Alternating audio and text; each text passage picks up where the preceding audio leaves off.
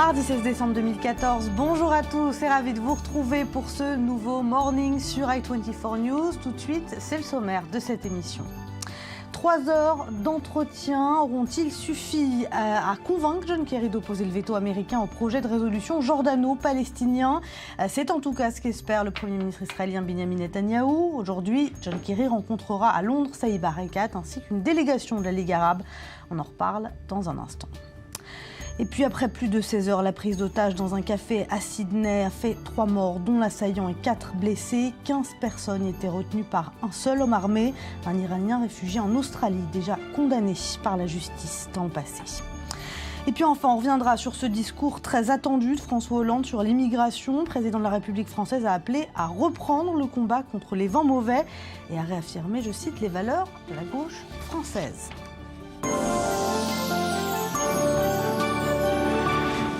Il est 8h à Tel Aviv et j'accueille ce matin Emmanuel Navon. Bonjour. Bonjour. Vous êtes professeur de relations internationales à l'Université de Tel Aviv, ainsi qu'Ali Waked. Bonjour. Consultant i24 News et spécialiste du monde arabe. Cyril Amar, bonjour.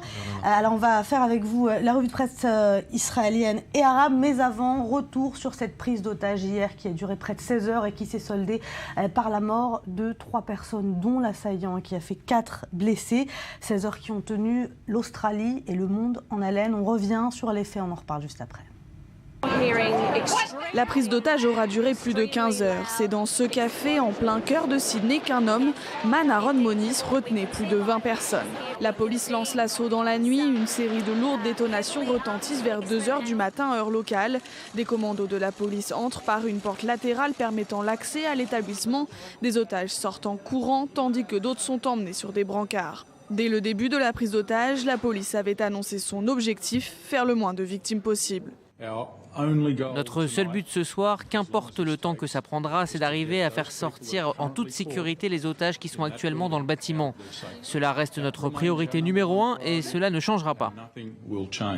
Tout avait commencé à 10h ce matin. Au fil des heures, plusieurs otages ont réussi à s'échapper par une porte de côté du café. Ils sont toujours interrogés par la police qui tente d'en savoir plus sur les motivations du preneur d'otages. Très vite, le quartier avait été bouclé. Des dizaines de policiers armés encerclaient le café et se préparaient à une intervention sous les yeux médusés des passants. Je suis arrivé au travail 5 ou 10 minutes après mon arrivée. J'ai vu des personnes les yeux rivés sur les écrans de télé du bureau. Et c'est à ce moment-là que j'ai compris que quelque chose se passait en bas. Nous avons jeté un coup d'œil par la fenêtre et nous sommes restés sur place. Le preneur d'otages serait mort au cours de l'assaut. C'était un réfugié iranien converti au sunnisme et âgé de 49 ans. Il était sous le coup d'une mise en examen pour complicité de meurtre et agression sexuelle.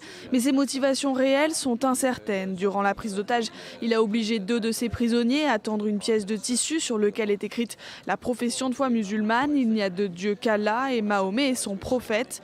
L'homme se montrait à visage découvert et n'avait pas le profil d'un terroriste aguerri. Était-il fou? Était-ce un islamiste illuminé? Quels étaient ses objectifs et ses revendications? Le Premier ministre Tony Abbott avait reconnu dans la journée ne pas connaître les motivations exactes du preneur d'otages. Nous ne connaissons pas les motivations de l'auteur. Nous ne savons pas s'il agit pour des motifs politiques, mais de toute évidence, il existe des éléments allant dans ce sens. Le gouvernement australien multiplie depuis quelques mois les arrestations de personnes soupçonnées de soutenir l'organisation État islamique ou de faciliter le départ de jeunes Australiens pour combattre en Syrie ou en Irak. À plusieurs reprises, il a mis en garde la population contre les risques d'attentats de loups solitaires sur son sol et relevé en septembre son alerte terroriste. Voilà, hier, nos invités insistaient sur la bulle dans laquelle les Australiens avaient vécu jusqu'à présent. Est-ce que cet événement, c'est une preuve que la bulle a éclaté et que finalement, plus personne aujourd'hui n'est en sécurité face à cette menace djihadiste grandissante? Alors, la bulle devait éclater en ce qui concerne l'Australie. Ceux qui suivent les réseaux sociaux des djihadistes savaient que l'Australie figurait et occupait une place très importante dans les priorités des djihadistes. Une fois la guerre en Syrie et en Irak s'était devait se terminer à la victoire des djihadistes du calife Abu Bakr al-Baghdadi. L'Australie participe à la coalition internationale. L'Australie a participé aux forces qui se trouvaient en Irak. L'Australie soutient automatiquement Israël dans les instances internationales. Et de là, on sait que l'Australie figurait dans les listes des djihadistes. Simplement, les priorités des djihadistes étaient différentes. Ils se concentraient au Proche-Orient. Leur but, c'était de recruter de la jeunesse australienne. Il y a quelques dizaines des Australiens qui se trouvent dans les rangs de l'État islamique et du Front al-Nusra. Mais il ne faut pas se tromper. Près de 70 citoyens australiens seraient déjà partis d'ailleurs combattre contre Tout à fait. Donc il ne faut pas se tromper. C'est Comme Londres, comme Paris sont sur les cibles des djihadistes, l'Australie, le Canada, il y a quelques jours avant, sont toujours sur la liste comme soupçonnés des États alliés aux États-Unis et des États alliés à Israël. Donc ce que vous dites finalement, c'est qu'on ne peut pas être impliqué dans la lutte contre l'État islamique à l'étranger sans avoir des répercussions à l'intérieur. Vous êtes d'accord, Emmanuel Navon? Il suffit d'écouter les déclarations des dirigeants de l'État islamique qui ont dit clairement à la suite des bombardements contre leurs cibles qu'il fallait se venger et attaquer toutes les cibles occidentales. Ils ne font pas la différence sur le lieu physique de ces États occidentaux s'ils sont en Océanie ou en Europe ou en Amérique du Nord. Pour eux, c'est l'ennemi, c'est l'Occident qui mène ces bombardements en Irak et en Syrie. Ils le disent eux-mêmes. Maintenant, pour répondre à votre question, le prix à payer, quand on se bat contre un ennemi, pour une cause, oui, il y a toujours un prix à payer. Ou alors l'alternative, c'est de rien faire et de les laisser progresser. Lorsqu'on se bat, il faut savoir en payer les conséquences. Mais il faut que les pays occidentaux comprennent bien qu'ils sont tous dans le même bateau de ce point de vue, que ce soit l'Australie ou d'autres pays. Bien entendu que du point de vue de l'islam radical, il s'agit là d'un ennemi commun, où qu'il soit physiquement et géographiquement. Alors un détail intéressant, le preneur d'otages avait déjà été condamné par la justice australienne pour agression sexuelle. Il avait également envoyé des lettres d'injures aux familles de soldats tués à l'étranger. Comment on explique qu'il ait finalement échappé à la justice? On voit ce phénomène se répéter dans plusieurs pays occidentaux. J'ose dire même cette naïveté des services de sécurité étrangers qui ont besoin de recevoir une gifle avant de réagir.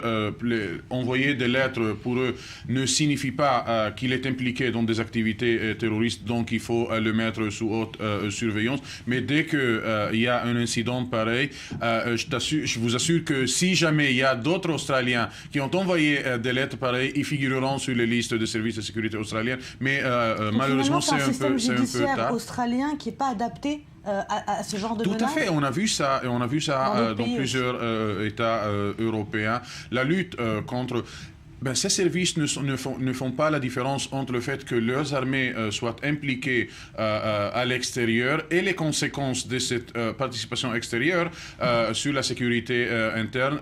Mais on a vu ça au Canada, on a vu ça en Belgique, on a vu ça maintenant en Australie. Il y a des pays qui sont un peu plus entraînés, un peu plus habitués, comme la France, comme la Grande-Bretagne. Le rôle qu'ils jouent les oblige à prendre les précautions. On a vu hier que simultanément à la prise d'otages, il y avait un démantèlement d'un filet de djihadistes qui devaient quitter la France pour aller participer au rang de l'État islamique. Donc il y a des pays plus expérimentés et plus préparés à éviter ce genre d'attaque. Mais ce qui caractérise cette lutte, nous on a vu ça malheureusement ici à Jérusalem et en Cisjordanie, quand il y a un individu qui décide de faire un acte, les services de renseignement les plus sophistiqués, les plus expérimentés ne peuvent pas arrêter un individu qui décide de faire un acte. Alors justement, on parle beaucoup dernièrement du djihad individuel, un peu de ces actes isolés de djihadistes qui viennent et qui font des prises d'otages, entre autres. Mais finalement, l'État islamique, on l'a entendu, appelle lui aussi à conduire ce genre d'actes à l'étranger. Donc, Est-ce que c'est un djihad individuel ou est-ce que c'est une réponse? Est-ce que c'est une sorte d'obéissance à l'État islamique? Comme je l'ai dit, il y a eu des appels explicites de l'État islamique à tous les musulmans du monde de conduire des actes terroristes contre des cibles occidentales. Donc c'est pas vraiment un djihad individuel comme on l'a appelé ou un cas isolé. Bien sûr que non. Bien sûr que non. Il s'agit du djihad par définition, la guerre sainte. Et là, tous les musulmans, où qu'ils soient indonésiens, le plus grand pays musulman du monde, ou au Proche-Orient, automatiquement sont considérés comme faisant partie de la Oumma islamique. Et donc, d'après les dirigeants de l'État islamique, c'est leur devoir de mener ce djihad. Et on voit que les mots ont des conséquences. Nous sommes aujourd'hui à l'âge de la communication internationale. Chaque message automatiquement se transmet dans le monde entier. Et bien que ces forces islamiques moyenâgeuses luttent contre l'Occident et contre ces technologies, ils utilisent ces technologies pour lutter contre l'Occident de façon très efficace. Il aurait négocié par les réseaux sociaux, le preneur d'otages. Mais vous serez d'accord, monsieur Navon, que démanteler un filet comme les services de sécurité françaises ont fait hier, c'est beaucoup plus facile que d'aboutir à un individu qui, entre lui et son ordinateur, pense comment commettre ce crime. Il y a peu de moyens de lutter contre des individus, il y a très peu de moyens. Mais une petite remarque, Éléonore. Je viens de dire qu'on a vu ça ici à Jérusalem et à la région de Gush Etzion récemment. Le Hamas, quand il a compris que les services de sécurité israéliens, avec la coordination des services de sécurité palestiniens, ont réussi à démanteler l'essentiel de sa force militaire en Cisjordanie, a lancé cet appel aux individus palestiniens de lancer ces attaques. On a vu d'ailleurs au début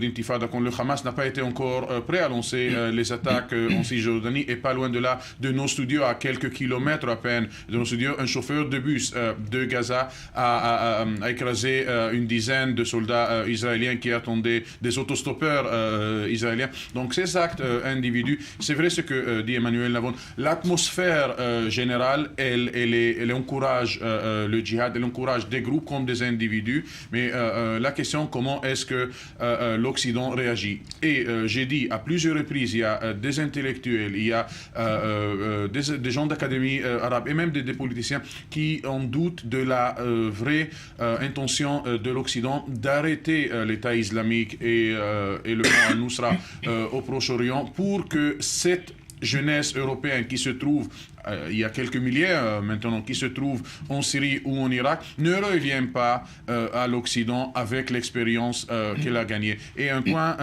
très technique, on dit que cette jeunesse européenne, parce qu'elle n'a pas l'expérience de lutter, n'a pas l'expérience de l'utilisation des armes, contrairement à certains jeunes du Proche-Orient, sont envoyés à faire dans les frontières entre la Syrie et le Liban, entre la Syrie et la Turquie, entre la Syrie et l'Irak, les attentats suicides. On a pu voir que beaucoup d'ailleurs essayent de revenir en Europe dans les pays occidentaux et n'ont pas tout le temps l'appui de ces pays occidentaux justement pour leur retour. Bon, on va passer à la revue de presse israélienne et arabe. Qu'est-ce qui fait les gros titres ce matin, Cyril? C'est évidemment ce projet de résolution palestinien qui devrait être soumis demain au Conseil de sécurité. Alors nos confrères du Haaretz et Léonore vont devoir rester ce matin sur leur faim, puisqu'après s'être entretenus pendant plus de 3 heures avec le secrétaire d'État américain John Kerry, Binyamin Netanyahou a refusé de répondre à la question que tout le monde se pose ce matin. Washington a-t-il, oui ou non, l'intention d'opposer son veto à cette résolution palestinienne au Conseil de sécurité?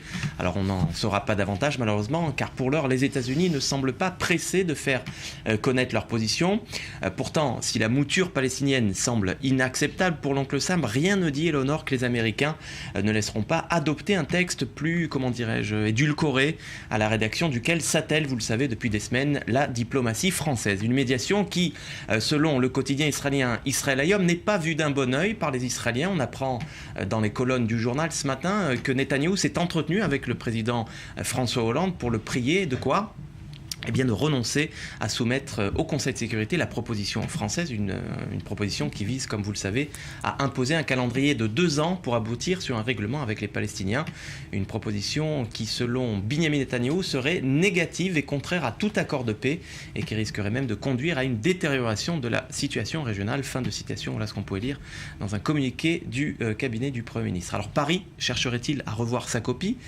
Possible, car selon le journal palestinien Al-Quds, qui paraît à à Jérusalem, les Français seraient à la recherche d'un compromis qui ne fixerait pas de délai pour un redéploiement israélien des territoires de Cisjordanie. Et dans cette recherche de compromis, justement, les Européens chercheraient-ils à rassurer Israël ? Eh bien, c'est possible également, puisque selon plusieurs diplomates européens en poste en Israël, cités sous couvert d'anonymat par le site d'information Times of Israel, eh bien, la mouture présentée par la France, avec l'aval d'autres pays européens, devrait faire très clairement référence au caractère juif de l'État d'Israël. Autre titre ce matin ? Oui, autre titre, toujours sur le même site d'information, le Times of Israel. On peut lire ce matin cette analyse. Elle est signée Bradley Klepper. L'initiative palestinienne à l'ONU place les États-Unis face à un dilemme. Comment endosser un plan de paix sans interférer dans les prochaines élections israéliennes ? Voilà le dilemme donc auquel devront faire face les administrateurs américains. Quoi qu'il en soit, 2 rencontres cruciales devraient avoir lieu aujourd'hui à Londres. Voilà le titre du Asharq al-Awsat, le journal pan-arabe qui paraît justement dans la capitale britannique. 2 rencontres, donc celle de John Kerry avec Saeb Erekat, le négociateur en chef de l'OLP, mais aussi avec le secrétaire général de la Ligue arabe, Nabil El-Arabi. Voilà, vous voulez qu'on continue ? On continue. Eh bien, on va continuer, puisque vous ne voulez pas me poser des questions, je vais y répondre tout seul. Alors, est-ce qu'il faut voir un signe supplémentaire dans les tensions entre Israël et la Jordanie dans ce que je vais vous annoncer, à savoir la dénonciation de plus en plus bruyante de ce contrat gazier entre Israël et la Jordanie, un contrat qui est dénoncé aussi bien par les parlementaires jordaniens que par la population jordanienne, qui, faut-il le rappeler, est composée à 50% de Palestiniens. C'est un accord de 15 milliards de dollars, donc, qui ferait d'Israël le principal fournisseur en gaz du royaume hachémite, et ce pour les 15 prochaines années. Et hier, eh bien, le ministre de l'énergie jordanien, Mohamed Hamid, a indiqué qu'aucune date n'avait encore été fixée pour la signature de cet accord. Voilà ce que nous annoncent nos confrères du journal Al-Rad. Donc, c'est que ce gouvernement jordanien donc, fait face à une véritable fronde de la part des parlementaires, puisque sur les 150 députés, Léonore, que compte l'hémicycle, eh bien 79 ont signé déjà une pétition qui réclame l'annulation de ce contrat gazier. Et puis à la colère des parlementaires, je vous le disais, s'ajoute celle de la rue jordanienne, ou du moins de la toile jordanienne, avec cette campagne lancée sur Facebook, non au gaz de l'occupant. Oui, je sais, c'est assez connoté, mais que voulez-vous ? Sur l'une des pages Facebook, on peut notamment lire sur cette bannière noire la célèbre expression, la version jordanienne de cette célèbre expression « on ne change pas le sang en eau ». On peut lire aujourd'hui donc en arabe « on ne change pas le sang en gaz ». Merci. Voilà. C'était une jolie... C'était un solo. Ouais, ce matin, c'était un solo. C'était pas mal. Merci Cyril. On va reparler justement de ce dont vous nous parlez en première partie de cette revue de presse. C'est cette rencontre entre Benjamin Netanyahou et John Kerry, une rencontre très attendue. Elle a duré 3 heures à Rome, c'était hier. Et au cours de cette rencontre, Benjamin Netanyahou a essayé de convaincre les Américains d'opposer leur veto au projet de résolution jordano-palestinien qui doit être amené demain devant le Conseil de sécurité de l'ONU. On regarde ces images, on en reparle juste après. Derrière les sourires diplomatiques, le poids d'une question cruciale pour l'avenir du Moyen-Orient. Benjamin Netanyahou, en déplacement à Rome, a rencontré Matteo Renzi, le Premier ministre italien. Un peu plus tard dans la journée, il s'est entretenu avec le secrétaire d'État américain John Kerry. Des discussions sous haute tension puisqu'elles interviennent 24 heures à peine après la déclaration de Wassel Abou Youssef, membre de l'Organisation pour la libération de la Palestine. Dès mercredi, l'autorité palestinienne va déposer un projet de résolution devant les Nations Unies réclamant la fin de l'occupation israélienne dans un délai de 2 ans. Au cours des dernières années, nous avons à plusieurs reprises repoussé les tentatives de nous dicter des conditions qui pourraient nuire à la sécurité d'Israël et qui sont incompatibles avec la vraie paix. Cette fois encore, nous n'accepterons pas cette proposition unilatérale assortie d'un délai. Dans cette réalité, dans laquelle la terreur islamique s'étend aux 4 coins du globe, nous allons repousser toute initiative qui mènerait cette terreur chez nous, dans l'État d'Israël. Et je vais dire ces choses de la manière la plus claire qui soit. Même si cela est dicté, nous tiendrons tête fermement. Contrairement à ce qu'avaient annoncé les responsables palestiniens dans un premier temps, la Jordanie ne sera pas sollicitée pour soumettre le projet de résolution à l'ONU. Amman a fait savoir qu'elle ne se prononcerait qu'au terme du tour diplomatique européen de John Kerry.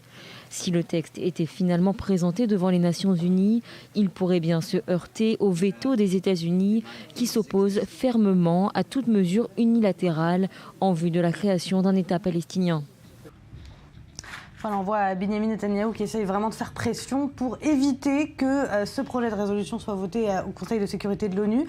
Les Américains, eux, désirent repousser cet affrontement diplomatique qui risque de se passer mercredi. Pourquoi, d'abord, John Kerry et les Américains en général veulent tellement repousser ce débat et ne veulent pas qu'il ait lieu ce mercredi? Parce qu'ils ne veulent pas que ce débat fasse partie de la campagne électorale israélienne. Les pronostics des Américains se basent sur le fait que pousser Israël jusqu'au bout servira la campagne électorale de Benjamin Netanyahu. Ce n'est pas un secret que les Américains, comme la très grande majorité des pays européens, aimeront voir Benjamin Netanyahu remplacé à la fin de ces élections de mars. Donc, ce qu'essayent de proposer les Américains aux Palestiniens, c'est de reporter leur initiative, leur campagne diplomatique après les élections en Israël. Mais, Éléonore, s'il y a 2-3 semaines avant l'annoncement des élections en Israël, on pouvait dire que les chances des Américains de poser ou ne pas poser leur veto étaient de 50-50, j'imagine qu'à cause de l'atmosphère électorale en Israël, malgré le fait que les Américains ont refusé de promettre à Israël leur veto, il y a plus de chances que si les Palestiniens insistent. D'ailleurs, je ne pense pas qu'ils vont déposer demain leur initiative. Il y a aujourd'hui une rencontre très importante, très significative entre une équipe arabe et entre Kerry, une équipe arabe dont les Palestiniens feront partie centrale. Et au bout de cette rencontre, les Palestiniens estiment qu'ils vont accepter à repousser leur initiative. Mais il faut faire attention. Dans la revue de Cyril Amar, on a entendu que hier, Benjamin Netanyahu a demandé à François Hollande d'arrêter l'initiative française. Ici, les Américains sont en train de manœuvrer entre l'initiative palestino-arabe et entre la française. Il existe des pourparlers entre cette initiative française et les Américains. Est-ce que vous pensez que, justement, cette initiative française, qui paraît plus modérée, en tout cas, selon ce qu'on entend, pourrait peut-être passer plus facilement, en tout cas, que la jordano-palestinienne? D'abord, il faut bien comprendre qu'il n'y a aucun besoin pour une résolution du Conseil de sécurité. Il y a déjà une résolution du Conseil de sécurité qui traite à ce conflit. C'est la fameuse résolution 242 qui a été adoptée en 1967. Il n'y a aucune raison pour la changer. Ce que veulent faire les Palestiniens, c'est d'une certaine manière annuler cette résolution et pour n'en garder qu'une partie. Parce que la résolution 242 parle entre autres de la fin du conflit, de frontières sûres et reconnues. Elle parle également de retraits territoriaux, mais les Palestiniens, eux, ne veulent garder que la partie des retraits territoriaux sans paix, sans reconnaissance d'Israël et sans frontières sûres et reconnues pour Israël. Donc cela est bien entendu inacceptable. Et si les États-Unis, j'en doute, parce qu'on ne voit pas comment est-ce que les États-Unis accepteraient finalement de remplacer la résolution 242 pour n'en garder que ce qui arrange les pays arabes, la Jordanie et les Palestiniens. Mais c'est possible que les États-Unis, cette fois, n'opposent pas leur veto. Dans ce cas-là, ce serait si terrible. Encore une fois, cela signifierait que la résolution 242 est annulée, qu'il y a uniquement une exigence d'Israël de retraits territoriaux sans engagement de l'autre côté, ni de reconnaître Israël, ni de faire la paix avec Israël, ni pour Israël d'avoir des frontières sûres et reconnues. Tout ça, ce sont les éléments centraux de la résolution 242. J'ajoute un autre élément de la résolution 242, qui est la question des réfugiés. Une résolution de la question des réfugiés, aussi bien juifs qu'arabes, des réfugiés de 48. Donc moi, ce que je pense personnellement, c'est qu'Israël, au lieu de courir après John Kerry à Rome et de supplier Hollande au téléphone, Israël devrait mettre sa propre initiative, à mon sens, c'est ce que je recommande en tout cas, au Conseil de sécurité, d'être proactif et de soumettre une résolution au Conseil de sécurité qui exigerait des Palestiniens d'abandonner leur fantasme du soi-disant droit au retour qui consiste à envahir Israël avec 6 millions des descendants supposés ou réels des réfugiés de 48 et de démanteler l'UNRWA. Et là, nous mettrons la communauté internationale devant ses responsabilités. Vous voulez annuler 242, alors nous aussi, nous exigeons des Palestiniens. Vous voulez exiger d'Israël un retrait sans condition, nous exigeons des Palestiniens d'annuler ce soi-disant droit au retour, qui finalement constitue le véritable obstacle à tous les tentatives d'accord de paix depuis ces 15 ans, la proposition de Camp David, la proposition d'Olmert, c'est à cause du droit au retour que c'est tombé. Donc je pense personnellement qu'Israël devrait être proactif, soumettre une résolution et embarrasser les Palestiniens et la communauté internationale, en tout cas les pays du Conseil de sécurité, qui seraient prêts à soutenir la proposition palestinienne. J'aimerais qu'on dise un mot sur le timing de cette initiative palestinienne. Ça fait longtemps qu'on entend parler de ce projet de résolution, mais pourquoi avoir choisi de le faire maintenant, de le présenter au Conseil de sécurité de l'ONU maintenant? Est-ce que ça a un rapport avec la mort justement de ce responsable palestinien, après laquelle Mahmoud Abbas a refusé d'interrompre la coopération sécuritaire? Est-ce qu'il fallait donner quelque chose à la place de justement la cessation de cette coopération sécuritaire avec Israël? Ce timing, Léonore, qui suscite un débat même au sein de la direction palestinienne, même au sein des très proches conseillers de M. Abbas, qui ont été eux aussi surpris de cette décision de s'adresser maintenant et de ne pas attendre janvier, quand la nature du Conseil, les membres du Conseil de sécurité seront changés en faveur des Palestiniens. Et avec la rentrée de Venezuela au Conseil de sécurité, la majorité et le Brésil bien sûr, la majorité de 9 États qui voteront pour cette résolution sera beaucoup plus garantie.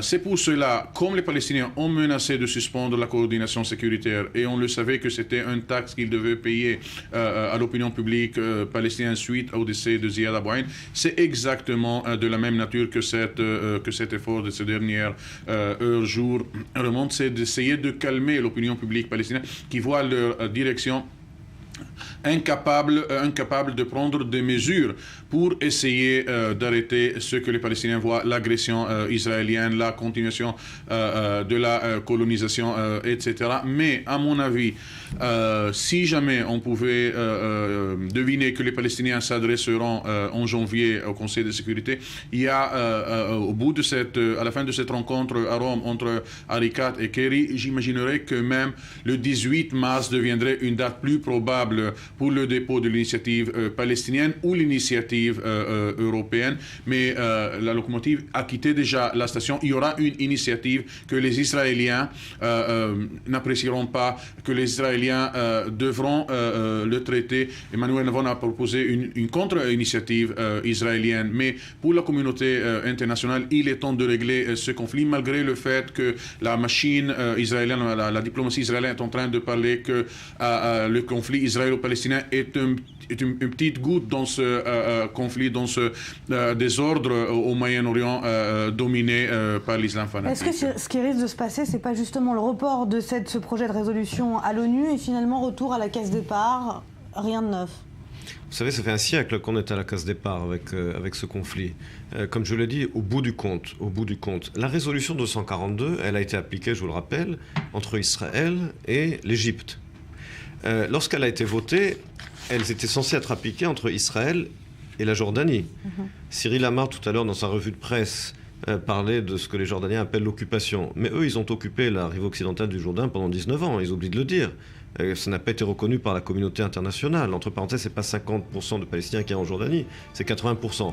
Mais là aussi, vis-à-vis de la Jordanie, on n'a toujours pas appliqué la résolution 242. On ne peut pas annuler la résolution 242. C'est impossible. Merci Emmanuel Navon, merci Ali Waked. Restez avec nous dans un instant. On fera le journal de campagne avec tous les derniers événements qui chamboulent la période préélectorale israélienne. C'est dans quelques minutes, juste après le journal.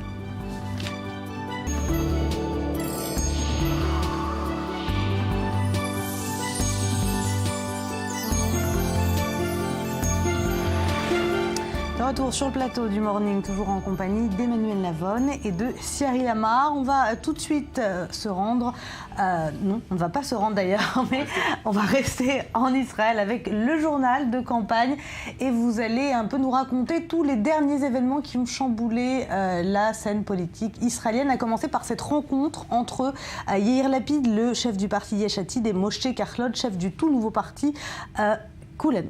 Koullano, exactement. Nous tous, en français dans le texte, le parti du ministre populaire, ancien ministre des télécommunications, du Likoud, qui avait présenté sa démission à la veille du scrutin de 2013 et qui a donc formé son propre parti politique, un parti qu'il veut axer sur de nouvelles diminutions de tarifs. Il avait été l'auteur de cette vaste campagne de réduction considérable des tarifs de communication mobile en Israël, et c'est sur cet acquis, popularité, d'ailleurs, exactement sur cet acquis vraisemblablement qu'il devrait poursuivre. Alors une rencontre infructueuse, vous l'avez dit, avec Yair Lapid, qui lui est au plus bas dans les sondages, pardon, est très mal dans les sondages. On parlait d'une alliance éventuelle entre Avigdor Lieberman, le chef de file du parti Israël Beitenu, et Moshe Kahlon, peut-être même d'un trio justement avec Lapid. Visiblement on ne s'y dirige pas puisque Moshe Kahlon a refusé pour l'heure de s'allier avec Yair Lapid, qu'il a rencontré hier secrètement dans la nuit. Enfin, on dit qu'il n'aura peut-être pas le choix parce qu'il n'a pas assez d'argent apparemment pour faire cette campagne. Donc on verra s'il décide ou non de s'allier avec un des chefs des partis centristes. On parle à présent de ce nouveau tandem, Livni-Herzog, qui a scellé son union hier.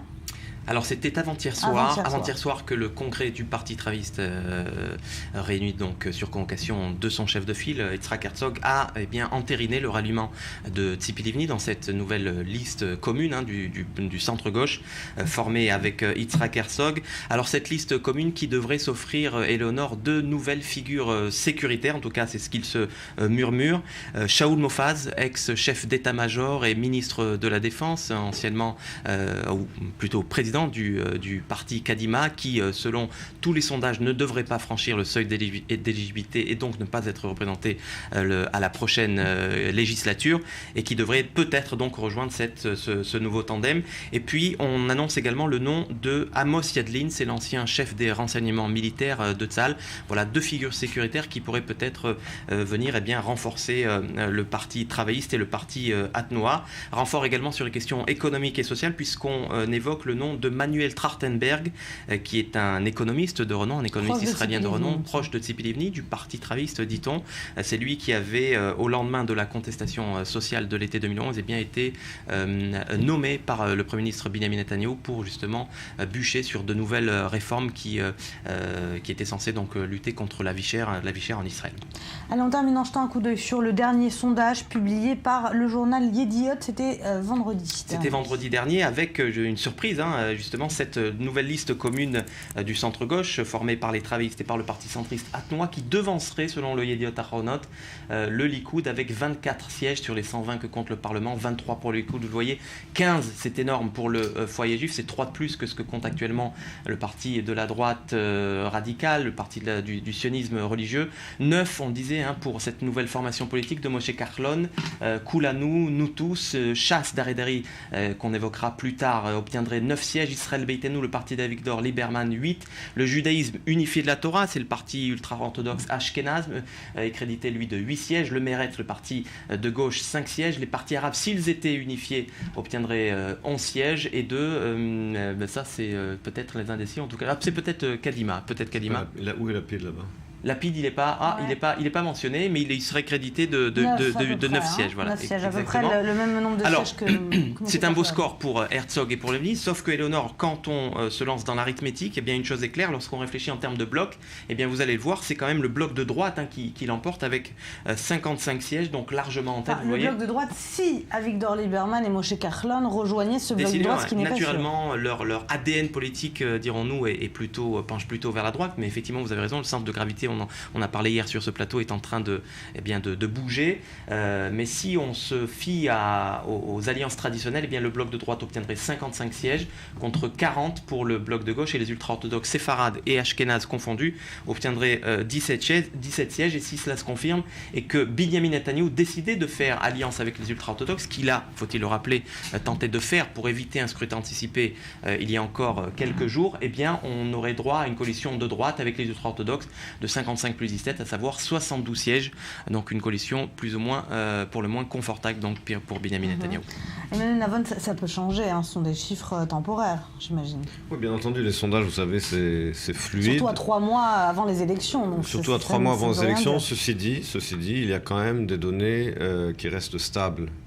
à savoir que finalement, depuis le début des années 92, la gauche n'a plus de majorité au sein de l'électorat israélien et qu'elle ne peut pas constituer de gouvernement sans les partis ultra-orthodoxes. Et ça, Yitzhak Herzog le sait très bien. Ce qui les pose en porte-à-faux avec Yair Lapid, dont la plateforme électorale et la campagne électorale est très anti-orthodoxe, et donc ils ne veulent pas s'allier à lui maintenant parce que cela ferait fuir les orthodoxes dont ils auront besoin de toute façon s'ils veulent former une coalition. Mais un autre élément qui ne paraît pas dans le sondage que vous venez de mentionner, c'est que le parti Chasse vient d'éclater. Et que maintenant, il y a 2 partis chasse finalement, enfin en tout cas plus exactement celui de l'ancien... qui s'allieront sûrement dans le cas d'une coalition. Alors, en tout cas, qui accepteront l'une des raisons pour lesquelles le parti chasse a éclaté, c'est pas seulement à cause de l'animosité personnelle entre l'actuel chef du parti, Aryeh Deri, et l'ancien chef du parti, Eli Yishai, mais il y a une véritable division idéologique entre les deux. C'est-à-dire qu'Aryeh Deri est de gauche et Eli Yishai est de droite, disons les choses clairement. Aryeh Deri s'alliera est beaucoup plus enclin à soutenir une coalition de gauche, tandis que Eli Yishai ne soutiendra qu'une coalition de droite. Donc ça aussi, ça change les données. Il y a un point dans cette campagne quand même qui rassemble, en tout cas qui rassemble les partis qu'on appelle aujourd'hui les partis centristes, qui sont plus des partis de droite, mais qui semblent se recentrer vers le centre. C'est Moshe Kahlon avec Kulanou, Yesh Atid avec Yair Lapid. C'est l'inimitié envers Binyamin Netanyahou et c'est presque ce refus de faire partie d'un gouvernement avec Binyamin Netanyahou. C'est ça finalement la nouvelle ligne directrice de ces partis, c'est l'anti-Bibi. Écoutez, Yesh Atid n'est pas un parti de droite, c'est les 2 tiers des députés de Yesh Atid. Je voulais dire Avigdor Lieberman et Moshe Kahlon. D'accord, mais même Avigdor Lieberman, vous savez, pendant des années, les journalistes ont répété à l'envi que Lieberman est un parti d'extrême droite. Lieberman est tout simplement un parti d'un homme politique opportuniste qui a tenu... On dit pragmatique, opportuniste. Non, opportuniste. Il a tenu un discours qui paraissait très dur quand cela le servait politiquement pour attirer le vote nationaliste, laïque, essentiellement de la population russophone. Aujourd'hui, il s'aperçoit que l'électorat de droite va plus vers Naftali Bennett et partiellement vers le Likoud, donc il s'aperçoit qu'il n'a plus rien à chercher là-bas. En ce qui concerne son agenda ultra-laïque, ça a été pris par Yair Lapid, donc il change complètement de discours aujourd'hui et commence à dire qu'il ira sûrement avec une coalition de la gauche avec Tzipi Livni et Yitzhak Herzog. Donc il n'est ni de droite ni de gauche, c'est simplement un opportuniste. Mais il a un poids quand même important dans ces élections. S'il choisissait de s'allier au bloc de gauche dont on parle, représenté par Herzog et il faudra Livni, d'abord voir combien de députés il obtiendra, parce qu'il ne faut pas oublier quand même une chose, c'est que tromper à ce point son électorat et passer d'un camp à l'autre sans arrêt, je pense qu'il en paiera quand même le prix politique lors des prochaines élections. Il ne faut pas oublier que jusqu'à présent, ces à peu près 12 sièges à la Knesset, il les a obtenus à cause d'un discours à la fois très sécuritaire et très laïque. Maintenant, finalement, il change complètement de discours. Alors, on ne sait pas encore comment cela va se traduire électoralement. Personnellement, je pense qu'il va en payer le prix électoral, qu'il va payer le prix de son opportunisme. Et donc, je ne pense pas qu'il aura véritablement un rôle clé pour la formation de la prochaine coalition. Mais finalement, ce qui semble être décisif pour ces élections, c'est où vont se placer justement ces 3 partis un petit peu perdus dans l'échiquier politique israélien, qui sont justement Kulanou, Yesh Atid et le parti d'Avigdor Lieberman. C'est ça qui va décider finalement si c'est la droite ou la gauche qui dirigera le prochain gouvernement israélien. Oui, sauf que ce n'est pas seulement ces partis que vous avez mentionnés, c'est également les partis ultra-orthodoxes qui aujourd'hui, eux également vont jouer un rôle clé. Comme je l'ai dit, maintenant avec l'éclatement du Chasse, cela complique encore plus la donne. Mais encore une fois, sur ces partis qui se disent centristes, je rappelle que plus des 2 tiers des députés de Yair Lapid sont des anciens députés du Meretz ou des membres du Meretz, donc il prend les gens pour des imbéciles lorsqu'ils appellent un parti centriste. Mais Yair Lapid, il n'est pas impossible qu'il s'effondre complètement dans les sondages. Comme son père à l'époque, je rappelle, qui était passé de combien il avait de 15 à 0. Et donc l'effet Lapid, c'est de l'air chaud. Il a obtenu 19 mandats sur quoi? Sur rien. Et donc il n'est pas impossible qu'il explose, que ce soufflet explose complètement. En ce qui concerne Kahlon, lui-même, il commence un peu à s'essouffler avant même d'avoir commencé sa campagne, parce que d'abord il a des problèmes de financement de campagne, il n'a pas du tout les budgets de partis existants. Il nous a promis monts et merveilles avec une liste de gens extraordinaires, etc. Pour l'instant, on ne sait toujours pas. Enfin, il a encore 3 mois pour convaincre. Il a encore 3 mois, mais parmi la liste de ces soi-disant stars, Adina Bar-Shalom finalement a annoncé qu'elle restait chez Chasse. Manuel Tahartenberg, apparemment, il va aller au Parti travailliste, donc on attend toujours de voir sa liste. On va justement parler du Parti Chasse, qui vient d'éclater, puisque Eli Yishai a annoncé qu'il crée son propre parti. Mais on va revenir sur une personnalité qui fait ce parti. C'est bien sûr Aryeh Deri, qui est un politicien hors pair, qu'on l'aime ou pas. Vous nous dressez le portrait de ce chef, ce leader du parti ultra-orthodoxe Chasse. Opération Reconquête réussie pour Aryeh Deri, qui, quoi qu'il puisse en dire, a réussi donc à pousser vers la sortie son rival, l'ancien chef de file Eli Yishai, oui, qui va aux Chasses perd sa place, Éléonore. On va tout de suite écouter Aryeh Deri, vous allez comprendre après.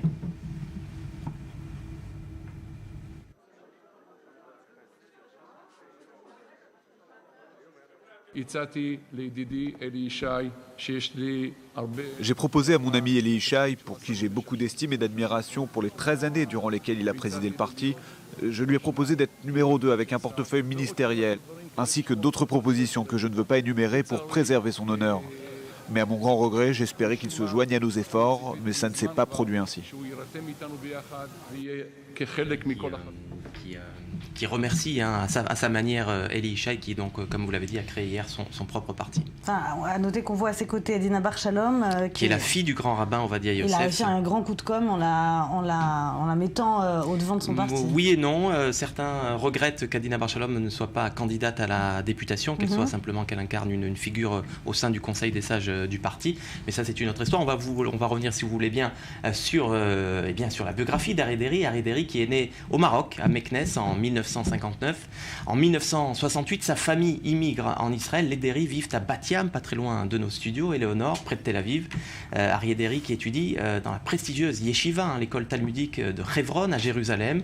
Et c'est à l'âge de 12 ans, oui, que les liens se tissent avec le grand rabbin Ovadia Yosef, qui éprouve une admiration pour le jeune élève, un élève brillant en Torah. Et c'est à l'âge de 22 ans que Aryeh Deri rencontre Yafa, la mère de ses 9 enfants, une personnalité charismatique, elle aussi, qui est très, très influente dans le milieu ultra-orthodoxe. Et c'est à 25 ans, Éléonore, que débute l'aventure Chasse, puisqu'en 1984, vous le savez, il cofonde le parti séfarade orthodoxe, Chasse, donc, qui participe alors pour la première fois aux élections. Et à l'âge de 27 ans seulement, il est nommé directeur général du ministère de l'Intérieur, puis ministre de l'Intérieur du gouvernement d'Union nationale, dirigé par Yitzhak Shamir. Il devient ainsi, Éléonore, le plus jeune ministre de l'histoire d'Israël, jeune, charismatique.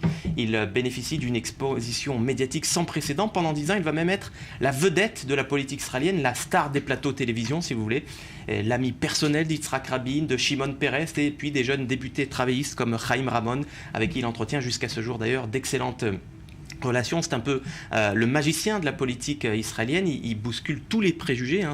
C'est un Israélien. Il parle l'hébreu comme tout le monde évidemment, mais il n'a pas les codes de l'ultra-orthodoxie tels que les Israéliens laïcs peuvent les percevoir. C'est un des nôtres, disent les laïcs israéliens, qui plus est avec des idées de gauche, puisque comme l'a rappelé Emmanuel Davon tout à l'heure, il a siégé dans les rangs du gouvernement Rabin au moment des accords d'Oslo. Mais c'est alors que, justement, en pleine ascension, qu'apparaissent dans la presse les premières accusations de corruption contre Aryeh Deri, suivies par l'ouverture d'une enquête de police. Deri est accusé, tenez-vous bien, d'avoir reçu $150 000 de pots de vin qu'il aurait utilisé pour l'achat d'un appartement, et également accusé d'avoir détourné des fonds du ministère de l'Intérieur au bénéfice d'associations caritatives affiliées donc à son parti, le Chasse. Alors en 1993, Aryeh Deri est inculpé de corruption, puis en septembre de la même année, il se voit contraint à la démission par une décision de la Cour suprême, et 4 ans plus tard, Aryeh Deri est impliqué dans une autre affaire qui porte le nom de Baron Hebron.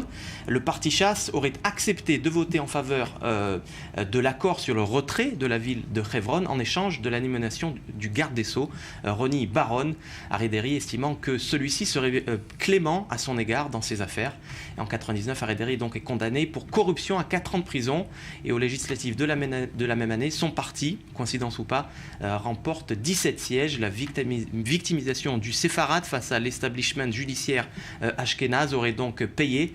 Mais en septembre 2000, il est accompagné par des milliers de manifestants qu'on va peut-être voir sur ces images. Il entre en prison pour en sortir le 15 juillet 2002.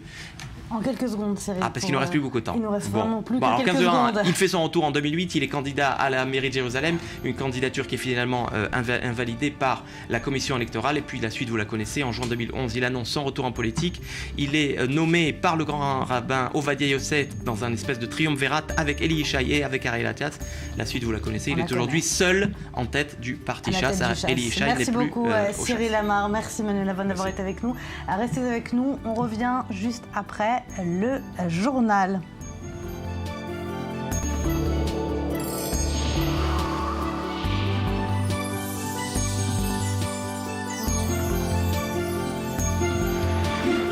Il est 9h12 à Tel Aviv et c'est l'heure des 5 clics, 5 infos de Betsabé Salem. Bonjour. On commence bien sûr avec l'Australie qui est sous le choc après cette prise d'otage hier qui a duré près de 16 heures. Oui, tout à fait. Ce portrait sur lequel les médias, bien sûr, se sont largement étendus, c'est celui de Manharos Monis, réfugié iranien, arrivé en Australie en 96, que vous pouvez voir sur cette illustration. Connu des autorités, il avait notamment prêté allégeance à al-Baghdadi, un chef de Daesh. Le Premier ministre australien a résumé en quelque sorte le personnage avec cette formule: Manharos Monis souffrait d'instabilité mentale. Alors le Sydney Morning Herald publie le témoignage d'un reporter qui a rencontré cet homme en septembre dernier. C'était lors d'une opération antiterroriste de la police. Il se trouvait parmi une horde d'hommes en colère, grand, barbu, avec des lunettes, il raconte, et il dénonçait une police à 2 vitesses, il dénonçait une chasse antiterroriste qui visait en fait les musulmans. Alors l'impression de ce journaliste, eh bien il raconte, il était instable, il était bizarre, il a même lancé ce jour-là mes lettres aux politiciens, mes prêches sur Internet, ça ne suffit pas, il faut faire plus. Et il a fait plus. Allez, direction la France, où la nouvelle secrétaire du parti de l'UMP fait parler d'elle, pas en bien. Alors, elle est déjà ex-nouvelle, Éléonore. Il n'a pas fallu plus de 48 heures de mauvaise presse. Sarkozy l'a démise de ses fonctions, nous explique la presse, en cause son passé trouble. En effet, Fatima Alaoui, c'est son nom nommé par Sarkozy, donc vendredi dernier, ancienne de l'UMP, est aussi passée par le CIEL, Souveraineté, Indépendance et Liberté, petite formation d'extrême droite, accessoirement membre du Rassemblement Bleu Marine. Les explications de cette conseillère régionale du Languedoc-Roussillon: elle aurait fait une crise d'adolescence politique. Et oui, ça vous fait sourire. Bon détail, elle serait quand même encore membre du CIEL selon le Figaro. Alors d'ailleurs, les médias ne sont pas vraiment dupes. Pour le Huffington Post, c'est le premier couac pour la nouvelle ère, Sarkozy à l'UMP.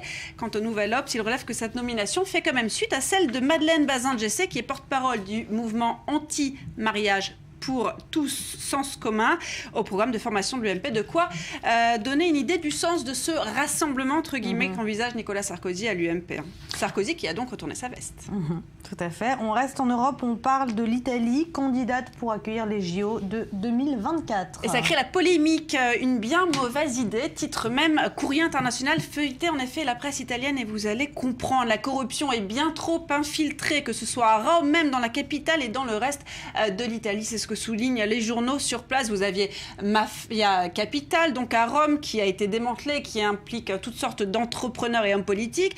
Et puis ça sent le roussi aussi pour l'Expo universelle de Milan, déjà depuis plusieurs mois, sans compter, eh bien, ça coûte de l'argent. Et Marco Castelnuovo de la Stampa souligne que l'Italie n'est tout simplement pas prête du tout à dépenser 10 milliards d'euros pour 3 semaines de sport, dans un article dont le titre pose la question: les JO en Italie, rêve ou cauchemar? Alors, on parle d'un scandale initié par les passagers d'un vol AirAsia. Vous nous en dites plus. Tout à fait. Alors, les drames aériens n'en finissent décidément pas. Il y a eu la rage des cacahuètes il y a quelques jours sur la Korean Air. Cette fois, un passager a jeté de l'eau chaude sur un membre de l'équipage et l'incident a déjà un nom, selon CNN, le Hot Watergate. Pour cause, l'avion a même décidé de rentrer à Bangkok. Alors, l'histoire, en fait, un passager demandait de l'eau chaude pour que sa fiancée puisse mettre cette eau sur ses nouilles instantanée. On lui a répondu qu'il fallait attendre une vitesse de croisière, une altitude de croisière, mais ça ne lui a pas plu. Alors il a commencé à s'énerver. Alors il y avait quelqu'un qui a pris avec son téléphone une vidéo de l'homme qui s'est un petit peu énervé. Alors il a jeté la nourriture par terre, il la piétinait. Quand finalement on lui a apporté de l'eau, on lui a dit que ça coûtait $2. Alors là, il a demandé un reçu, ça l'a encore plus énervé, jusqu'à ce que la petite amie se soit mise à jeter l'eau sur un membre de l'équipage. Et là, ça ne s'arrête pas, de l'eau bouillante, qui était peut-être plus complètement bouillante, mais était quand même bien chaude à mon avis. L'avion a finalement changé de trajectoire pour rentrer vers Bangkok. Et là, elle est devenue apparemment hystérique. Elle s'est mise à taper sur les fenêtres. Elle a dit qu'elle allait jeter de l'avion. Bref, pas vraiment un vol très serein pour les 172 passagers. En tout cas, un sacré spectacle, j'imagine. Allez, après les nouilles instantanées, on reste dans le rayon junk food. On parle de pizza et on ferme la boucle puisqu'on parle de pizza australienne, tout à fait, une pizza dite, accrochez-vous bien, au 99 fromage. Vous n'êtes pas la meilleure candidate. En fait, il n'y en a pas 99 dans la pâte, c'est un peu exagéré, il y en a 94 quand même. 94 fromages dans la pâte, plus 5 en garniture. Voilà, c'était le défi qu'a relevé celui qui a été sacré en Italie le meilleur chef en matière de pizza. Alors, le Guardian dit qu'effectivement, ça a l'air dégoûtant, mais apparemment, c'est extrêmement bon. Fantastique, nous dit même le Guardian. Alors pour ceux que ça intéresse, c'est le Grady Restaurant à Melbourne, en Australie. Merci Betsabé. Dans reportage cette semaine, les soldats arabes chrétiens de Tsahal, comme les Druzes et les Bédouins, de plus en plus d'Arabes chrétiens se portent volontaires pour devenir des soldats au sein de l'armée israélienne. Une volonté de s'intégrer. On regarde cet extrait. Nous sommes à Sartnin, un village arabe du nord d'Israël. Chrétiens et musulmans s'affichent côte à côte. Tous sont arabes israéliens. Ils sont ici pour crier leur colère et dénoncer les appels à l'enrôlement des chrétiens.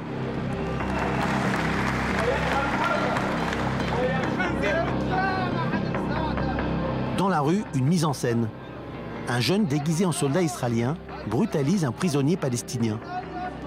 Ces manifestants ont beau avoir la nationalité israélienne, c'est pourtant le drapeau palestinien qu'ils brandissent fièrement, comme pour marquer leur identité.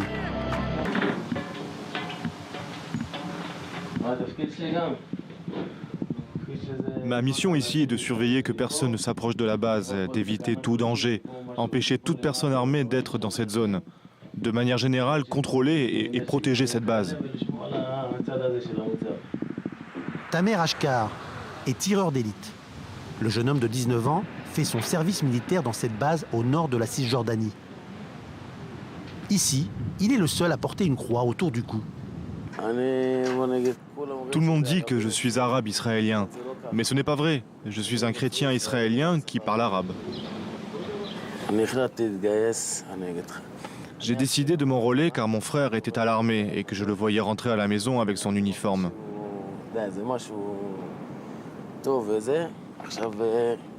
Je trouvais que c'était quelque chose de vraiment bien. Ne pas faire l'armée, c'est comme ne pas donner suffisamment à mon pays. Il a beau avoir une croix tatouée sur le bras, Tamer ne se sent pas différent de ses frères d'armes. L'armée est pour lui une seconde famille. Ahlan wa sahlan. Soyez les bienvenus. Ses parents sont eux aussi très fiers. Sur Facebook, Tamer n'a pas peur de poser avec l'uniforme de Tsahal. Dans sa famille, faire l'armée est avant tout un devoir. Et ici, c'est un certificat de quand il a terminé son course de tireur d'élite. En Israël, chacun a le droit à faire le service militaire, à donner au pays où il vit, en fait, une partie de sa vie, pour s'intégrer bien dans la société. Ce matin, Bassel Gattas vient saluer les fidèles à la sortie de la messe.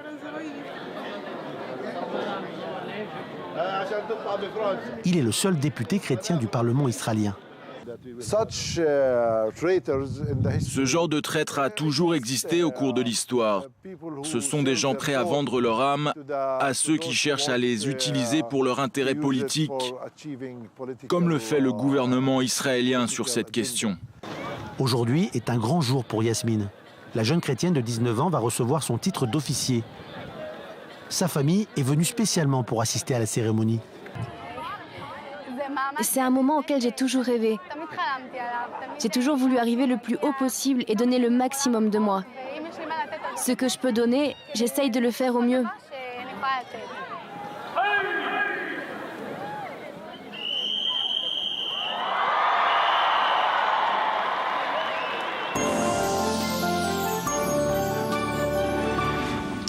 parle à présent de ces 2 soldats israéliens qui ont été tués à Gaza cet été, dont les corps n'ont pas été retrouvés. Le Hamas serait disposé à les rendre avec contrepartie.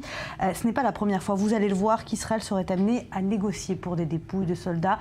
On regarde ce reportage signé Mathias Inbar, on en reparle juste après. Pas de règle établie, mais une gestion au cas par cas. Israël n'a pas écrit de protocole en cas de négociation de ces soldats kidnappés, morts avant ou pendant leur captivité. Alors que les discussions avancent entre Israël et le Hamas pour récupérer la dépouille d'Oron Shaul, tué pendant la récente opération Bordure protectrice à Gaza, la question est de savoir quel prix sera prêt à payer le gouvernement israélien. Nous avons justement posé la question à un spécialiste de contre-terrorisme en Israël. Lorsque l'on parle de soldats kidnappés de leur vivant, Israël utilise le protocole Hannibal qui lui permet d'utiliser tous les moyens pour les sauver. Lorsque ces soldats sont morts et qu'Israël a la preuve de leur mort, eh bien le pays est moins pris à la gorge. Les négociations sont moins tendues et selon la tradition juive, le pays fera tout pour enterrer l'un des siens. Et pour cela, il y a un prix, mais moins élevé que lorsqu'il s'agit d'un otage en vie. Mais il y a un précédent, toujours ancré dans les mémoires en Israël, le kidnapping en 2006 d'Ehud Goldwasser et Eldad Regev par le Hezbollah, et surtout l'issue des négociations pour parvenir à leur retour dans des cercueils 2 ans plus tard. Israël avait alors accepté de libérer des cadres du Hezbollah. Pour clore le dossier d'Ehud Goldwasser et Eldad Regev, Israël était prêt à payer un prix lourd, qui ne le mettait toutefois pas en danger au niveau sécuritaire. Je reconnais qu'il y a eu alors un problème d'image et de réputation, mais le problème a depuis été surmonté. Une actualité autour du cas d'Oron Shaul qui fait écho à celle de James Foley. Daesh exige $1 million au gouvernement américain pour restituer la dépouille de l'otage décapité.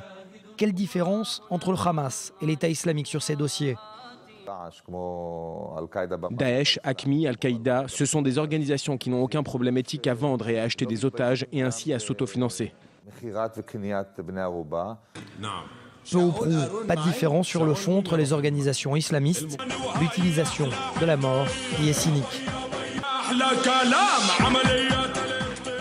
Mathias Inbar, bonjour. Vous êtes auteur de ce reportage. On va parler avec vous de ce protocole Hannibal dont vous avez parlé dans votre reportage. Dans quel cas exactement est-il appliqué ?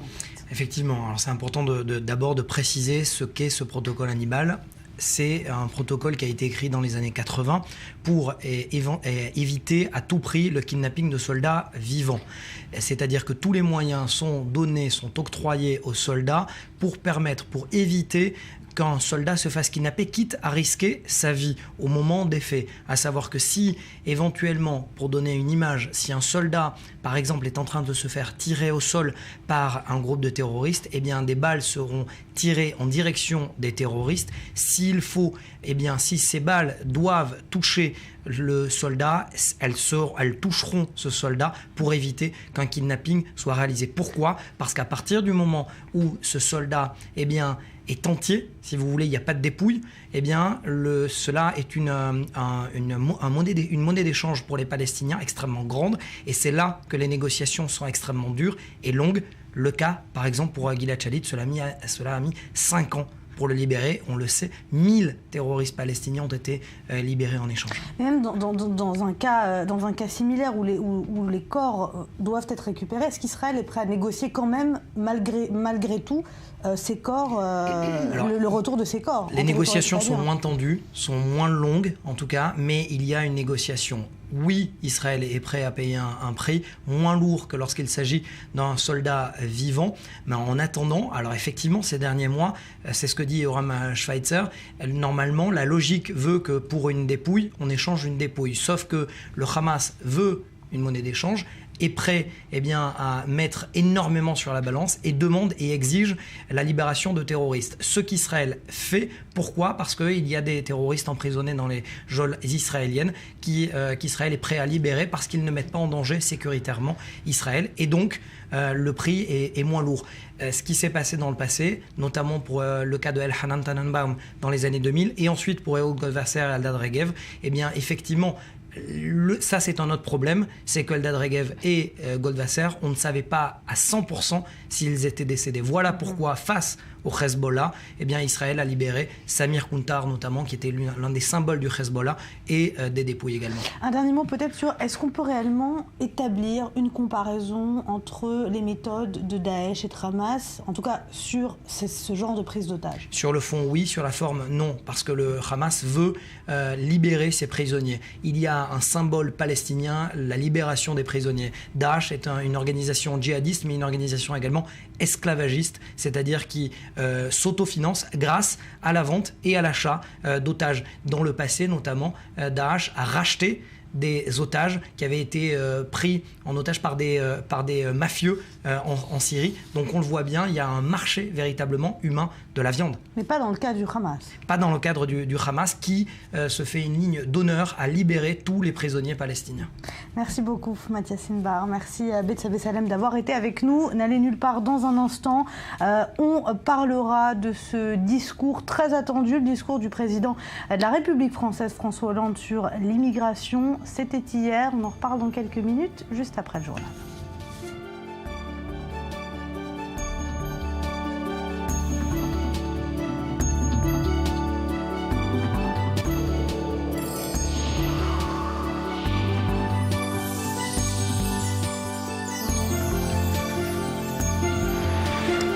C'était un discours très attendu hier de François Hollande. Le président de la République française s'est exprimé sur l'immigration. Le chef de l'État a appelé à ne pas laisser la place vide pour des discours de ceux qui rêvent d'une France en petit, une France en dépit, une France en repli, bref, une France qui ne serait plus la France. Les explications de Joseph Emmanuel et de Julia Ganancia. Paris a un nouveau musée, 7 années d'attente pour en raconter 200. L'histoire de l'immigration est donc inaugurée par François Hollande après une genèse mouvementée par une création perturbée. Et le salon prend place dans le palais de la Porte Dorée, un bâtiment construit pour l'exposition coloniale de 1931. Paradoxe inhérent d'un projet désiré. Temps fort de la visite, la galerie des dons qui présente des objets légués par des parents ou des migrants ayant fait la France actuelle. Ainsi, les bottes du dernier poilu de France, Lazare Ponticelli, ou la truelle du père de l'écrivain François Cavana. Une construction mémorielle pour comprendre un rôle au contour incertain. Je suis fier d'inaugurer aujourd'hui le musée de l'histoire de l'immigration et de rappeler ici le rôle qui est le sien de ce musée dans nos institutions culturelles et éducatives. Il s'agit de comprendre notre histoire pour aller vers l'avenir. Dans une période où les stigmatisations se font la part belle de toutes parts, le discours présidentiel semble vouloir apaiser les enfants de sa République, faire connaître la place des migrants dans la construction de la France, des mots forts du président le plus affaibli de la Ve République. Malraux, Jospin, Chirac ou encore Sarkozy, tous ont pensé le projet de l'autre pour en faire sien et tous se heurtèrent à un mur de polémique qui semble aujourd'hui tomber. Et le musée ambitionne désormais de faire partie des classiques des circuits culturels, à l'image peut-être de ce qu'a pu être l'île d'Ellis Island aux États-Unis. Alors la presse est bien sûr penchée sur le discours de François Hollande. On voit les grandes lignes avec vous, Betsabé. Oui, alors avant même d'attendre ce discours, même Éléonore, Le Figaro titrait hier « Hollande renoue avec les valeurs symboliques de la gauche ». Le Figaro pas complètement dupe. Cela dit, il s'agit aussi d'une réplique directe à Nicolas Sarkozy. On l'aura compris, d'autant que François Hollande se saisit de cette thématique de l'immigration au moment où Sarkozy, lui, prend un discours très ferme sur les questions migratoires, un discours qui a été pourtant délaissé pendant ces 2 dernières années et demie. L'occasion de prendre donc le contre-pied pour Hollande. Et non seulement il prend le contre-pied, mais il vante au contraire les apports de l'immigration à la France. Regardez Le Monde, immigration, la contre-offensive de Hollande, en soulignant la force du symbole. Le musée de l'histoire de l'immigration, dans lequel il a donné ce discours, qui a été battu pour l'exposition coloniale en 1931. Et après ces années de quasi-silence, le moment fait évidemment sens, écrit Le Quotidien. Ou encore, il loue l'immigration comme titre 20 minutes face à un thème qui enfièvre régulièrement les débats. Hollande a soutenu Schengen, qui autorise la libre circulation des citoyens au sein de l'Union européenne, le droit de vote aux étrangers non communautaires aux élections locales, la naturalisation à tous les étrangers âgés de plus de 65 ans qui ont vécu plus de 25 ans en France, avec au moins un enfant.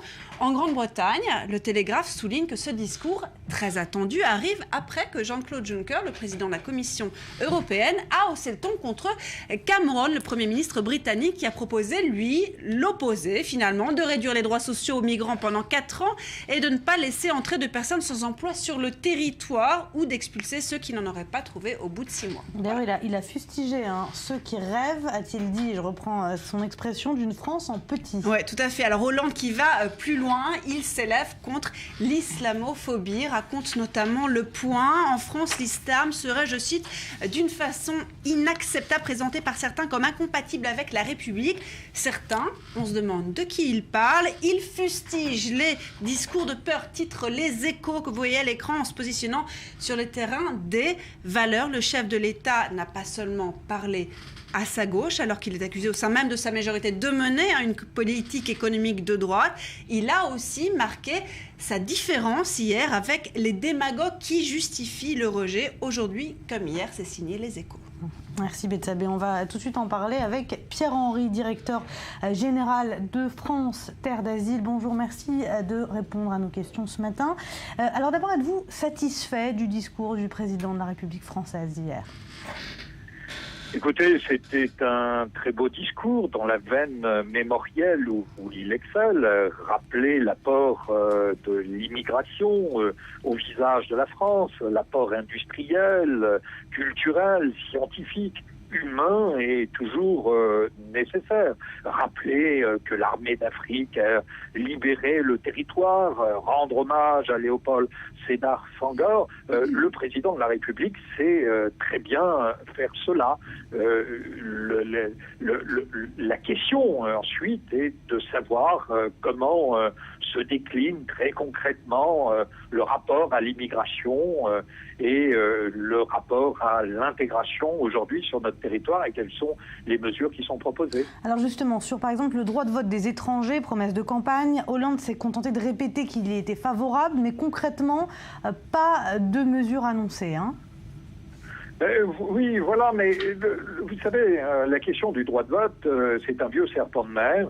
Ça a figuré déjà dans les propositions de François Mitterrand en 1981. C'était la proposition numéro 50 du candidat François Hollande. Et je regrette tout simplement que cela arrive au bout de 2 ans et demi. Je rappelle qu'au début du quinquennat de François Hollande, il y avait la majorité pour la gauche dans les 2 chambres. Il manquait environ une trentaine de voix pour amorcer la réforme constitutionnelle qui aurait permis le droit de vote des étrangers. Aujourd'hui, c'est fini. Il n'y a aucune possibilité. Et par ailleurs, parler de l'égalité de l'ensemble de nos concitoyens est une chose évidemment nécessaire. Mais dans les quartiers et sur les territoires, les moyens manquent dramatiquement. Les associations de proximité qui travaillent au plus près des personnes en précarité n'ont jamais connu une mortalité aussi importante. Et bien souvent, le seul rapport que ont les habitants d'un certain nombre de quartiers ou de territoires à la campagne avec le service public, c'est la Française des Jeux, et ce n'est pas une boutade. Alors, un mot peut-être sur l'islamophobie. Comme l'a rappelé Betsabé Salem dans sa revue de presse, le président français a également fustigé l'islamophobie. Selon vous, quels sont les moyens pour le gouvernement de lutter contre cette islamophobie en France aujourd'hui ? Écoutez, je pense qu'il faut d'abord regarder les choses en face. Il y a un très beau terme dans la République française, qui est un concept très particulier, qui est la laïcité. La laïcité, c'est une liberté absolue de conscience. C'est la liberté d'exercer son culte. Et donc, de ce point de vue, je pense qu'il faut aussi prendre des mesures pour sortir l'islam des caves où il se trouve encore, permettre aux gens tout simplement d'exercer dans leur intimité leur foi. L'islam est compatible avec la République. Il faut le dire de façon haut et fort. Merci Pierre-Henri. Je rappelle que vous êtes directeur général de France Terre d'Asile. Merci d'avoir été avec nous. Merci.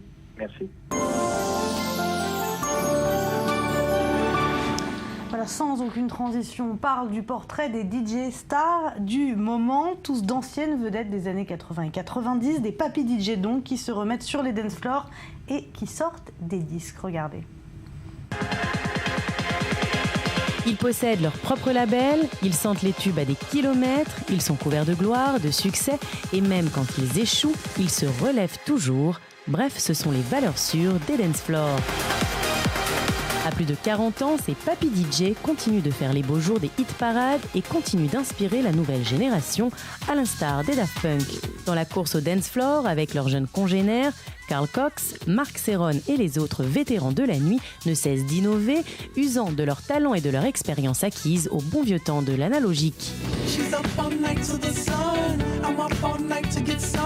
Il y a un an, Daft Punk a remis au goût du jour un certain Giorgio Moroder, 74 ans, entraîné dans le succès de l'album Random Access Memories. Ce pionnier du synthé, de l'électro et de la dance music annonce son comeback sous la boule à facettes et annonce un album 74 is the new 24. C'est clair, il n'y a pas d'âge pour être DJ. Dans la foulée, d'autres figures électro Old Generation suivent le mouvement. Tiesto, 44 ans, Bob Sinclair, 45, Paul Oakenfold, 50 ans, Carl Cox, 52 ans et Mark Serron, 62 ans. David Guetta lui a soufflé ses 47 bougies et caracole toujours en tête des hits. Mais le talent ne suffit pas, il faut savoir aussi vivre avec son temps et ce que veulent les fans, et donc mixer marketing efficace et clips divertissants. Ces papy DJ qui ont déjà roulé leur boss savent plus que d'autres déceler les écueils et renifler les succès.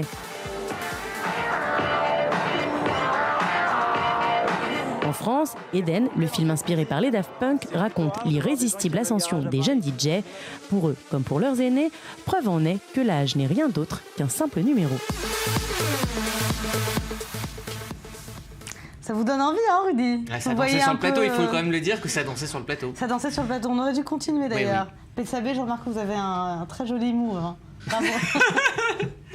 Allez, c'est l'heure de la revue du web et on va revenir sur un sujet beaucoup moins joyeux. C'est la prise d'otage qui a eu lieu à Sydney hier et qui a fait réagir les internautes en bien et en moins bien. Oui, on va commencer avec le meilleur parce que ce genre d'événement, on le sait, attentat ou prise d'otage, a pour habitude de faire monter les tensions entre les communautés, renforcer la stigmatisation. Et ce fut le cas par exemple en France lors des attentats dans les années 90 où l'atmosphère était difficile dans les transports en commun. Et hier, voyant que des propos anti-musulmans circulaient sur le net quelques minutes après l'annonce de cette prise d'otage, une internaute que vous voyez ici, c'est une internaute de Sydney, elle s'appelle Tessa, et elle a proposé publiquement aux personnes de confession musulmane de les accompagner lors de leur trajet en transport en commun. Regardez son tweet, si vous prenez le bus 373, que vous portez des habits religieux, que vous ne sentez pas en sécurité, eh bien je voyagerai avec vous. Et très vite, elle se dit qu'il faudrait lancer un hashtag I'll ride with you, je vais voyager avec vous,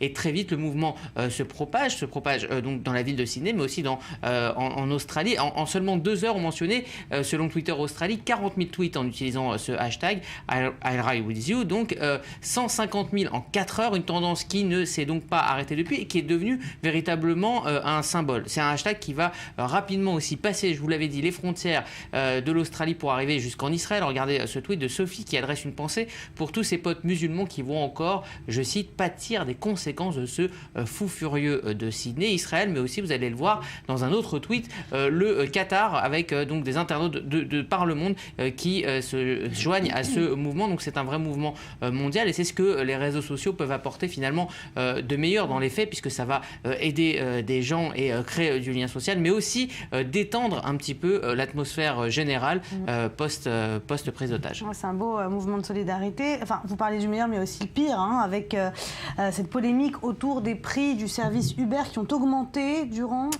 cette prise d'otage. Oui, alors on en parle beaucoup de Uber. Je dis Uber, vous dites Uber, mais c'est pas grave. Uber, on en parle souvent et souvent pas en bien. En France, il y a eu évidemment des polémiques encore hier. Alors il faut comprendre que, donc, vous l'avez dit, ça a augmenté. Le système de tarification, il varie avec la demande sur place. C'est automatique. Alors hier, de nombreuses personnes ont souhaité fuir la zone de l'attentat et évidemment, ce qui a entraîné une hausse de la demande et donc une augmentation du coût des courses. C'est un système de tarification totalement automatique qui est déclenché lorsque la demande est forte. Alors évidemment, cela a créé la polémique sur le net où on constatait une course dans le centre de Sydney au minimum à $100 sur ce service. Alors Uber a évidemment réagi en encourageant les utilisateurs à se rendre dans la zone pour... Alors là, on va voir, c'est juste après, ce sont les selfies, on en parle juste après, donc on va revenir, mais ils ont encouragé les utilisateurs à se rendre dans la zone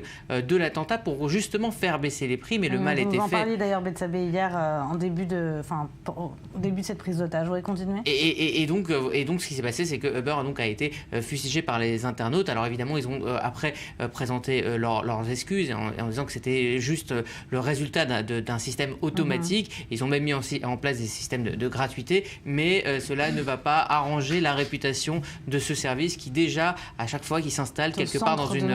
polémique. Allez, le pire encore avec ces selfies qu'on a rapidement vus, qui ont été pris sur le lieu de la prise d'otage. Oui, c'est surprenant, c'est de mauvais goût, mais ils sont bien réels, vous les avez vus. Ce sont donc les selfies qu'on a trouvés, notamment sur le réseau social Instagram, hier, sur le lieu de la prise d'otage. Alors, 4 selfies différents avaient été mentionnés, minimum, ont été publiés sur Instagram. Et donc, on a vu pas mal de personnes se prendre, regardez, comme cette image des selfies sur le lieu de l'attentat. C'était assez de mauvais goût.